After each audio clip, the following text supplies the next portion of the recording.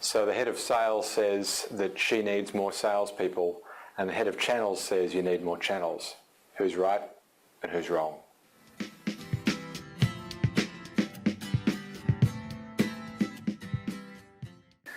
What I'm going to show you today is how to choose the absolute best channel for your chosen target market.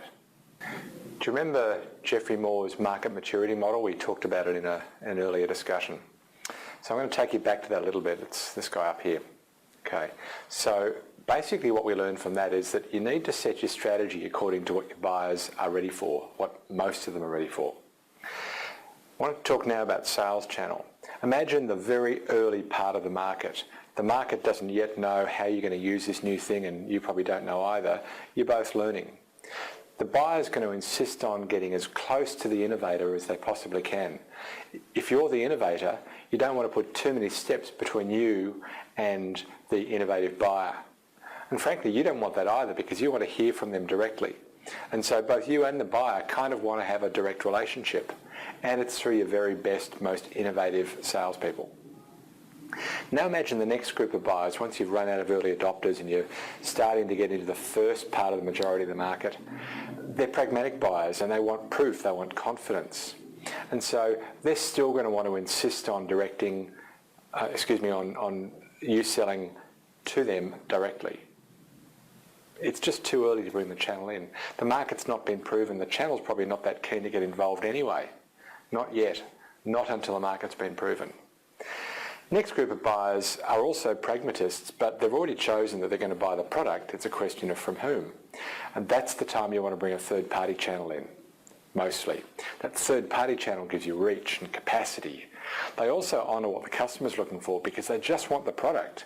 And you want to make it easy for them to get to the product as quickly as they can. And once we've reached Main Street, at the kind of top of maturity model, at Main Street, the buyers know how to buy this stuff. And so they'll start dictating to you how they want to buy it. The Main Street buyer is going to say, with respect, I know that you want to sell through this third-party channel, but I want to buy from you directly. So certainly your biggest customers will insist that you sell to them directly. So now we're switching again away from the channel towards a direct model, certainly for parts of it, maybe even all of it.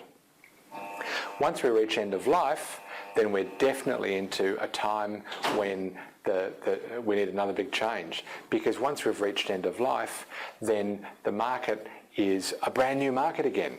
You may remember when we discussed the decline in the end of life of the market. You want to slow that decline down if you can, and the way to slow it down is to find new uses of your product. That's a new market. That's a new use, and so as it's new, once again the buyer's going to insist on dealing with you directly, and because you're learning, you're going to want to deal directly with them too. So it's kind of like the very beginning, like right back here, where we had the direct approach. So it kind of depends where in fact it doesn't kind of, it definitely depends on where your market's up to. What do they need at each point in time? And you need to set your channel strategy according to that. Because we're a buyer-centric company, we're going to have hundreds of salespeople just sitting around waiting for our customers, aren't we? Clearly not. What I'm going to show you now is how to work out how many salespeople you actually need, whether direct or indirect. Imagine for the moment that you've got, let's say, 10 salespeople. You might have 8 full-time salespeople, plus you've got a director of sales and 3 other directors in the company that between them can account for another 2 full-time equivalents or FTEs. So you've got a total of 10 full-time equivalents or FTEs. And out of those 10 people, let's say that there's 200 selling days in a given year. You take out holidays, you take out public holidays, you take out training time and so on. So let's say you've got 200 selling days in a year. Well, 10 salespeople, 200 days, you've got 2,000 days. Now let's say that you can do a meeting a day. Therefore, there's 2,000 meetings available to use for your selling capacity or your selling activities. Now, if it takes, let's say, 10 meetings, now I know some people have got 2 call closes, it takes 2 meetings to close, and others take 30. I'm using just an example here. Let's imagine that it takes 10 meetings to close a deal. Well, you'd think that therefore you could close 200 deals. 2,000 meetings, 10 guys, 200 selling days, therefore 2,000 meetings, and that it takes 10 meetings to close a deal, so you can close 200 deals a year. Wrong. Remember the funnel? Lots at the top, few at the bottom. Not every buyer makes it all the way through the funnel. And so we need to consume some meetings at the top of the funnel that don't actually become sales. So we're going to generate fewer than 200 sales out of those 10 salespeople, using those numbers that I explained before. I'm going to show you a little later on how to do that in the funnel plan, and you'll see the power of the velocity modelling that we do. But if you're not using funnel plan, here's a basic rule of thumb. Allow for between 25 and 50% fewer sales per salesperson than that basic back of the envelope showed. So my earlier example, we had 200 sales was the theoretical capacity. I'd allow for somewhere between 100 and 150 as a more realistic quantity that you can get out of that kind of sales force because of the funnel. So let's boil all of this down to some simple conclusions. The question is, what kind of channel do I need at any point in time? Well, I'm going to answer that question for you in a moment. I'm also, a little after that, going to show you how we do this in funnel plan. But let's get to the question right now. Again, you start with the customer or the buyers as a collective group. What kind of sales interaction are they going to be expecting from you, given their maturity as a buyer of a product or service like yours right now? That's again the market maturity model that we spoke of earlier. Think about the buyer. What kind of sales interaction do they need? Do they need to be dealing directly with you because it's all so new? Do they need to be buying through a third-party channel because they just want to get to the product? Or are the big guys starting to mandate that they must deal with you directly, but the smaller ones can buy through a channel? Work that out first. Then model your resource capacity using the dynamics that I showed you before.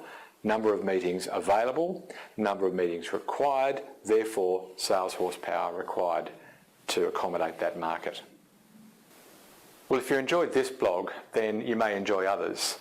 Can I invite you now to go to mathmarketing.com/blog and subscribe to receive these in the future.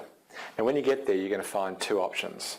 The first option at mathmarketing.com/blog will be that you can subscribe to receive these as they come out. We blog twice a week. One is a video blog like the one you're watching now, and one is a textual blog from one of our funnel coaches. That's your first option. Your second option is going to be to subscribe to our, we call them both Funnel Vision, but the second one is Funnel Vision Monthly. And Funnel Vision Monthly is something of an editor's grab. It's the best of during the month.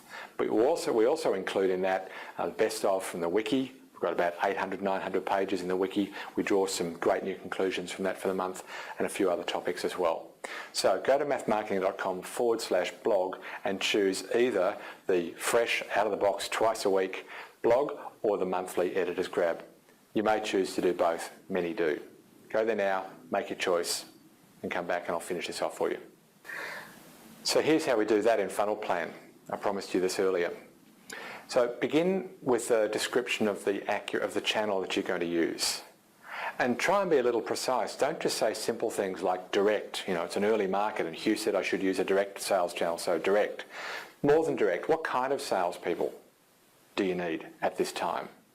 You know, it might be something like, I need an innovation-savvy sales force who understands XYZ market, and I'm going to train them in certain things, but maybe think also about referrers. So who is it that buyer would be talking to when they have the problem that you solve? They should be your referrers. So go into a little bit of detail. Here's an example here in the funnel plan itself where I've articulated the role that marketing is going to play, the role that the direct sales force are going to play, and the role and character of the referrers. That's the textual piece. Now for the resourcing, we begin with an assumption of how many salespeople we have available and how many meetings that they can have. And the example I gave you before, we said a theoretical 1 meeting a day. So you might say, well, that's 5 a week. But remember, we're allowing for annual leave, sick leave, training time and so on. So it's probably going to average out more like 4 meetings per week if you do a meeting a day during your up days. Let's call it 4 for now. Calculate the resource modelling, click on this little guy here, and what that shows is how busy that sales force is going to be. Now you can see here that it's going to be too busy, and so we're going to need to add a few more salespeople. So let's bump up the sales horsepower. I'm going to take a guess here at the numbers that I need. Maybe I'm going to take it up to 9, 10, kind of 12 or 13, and keep modelling until you get your resource capacity about right. Now this model is based on a couple of assumptions that you're not looking at right now and you are going to in a later exercise. So those assumptions are, how effective do we move buyers from prospect to customer? That has a big impact. And also, how many meetings does it take from top to bottom? We're going to take a look at that on another day. But for now, may your funnel be full and always flowing.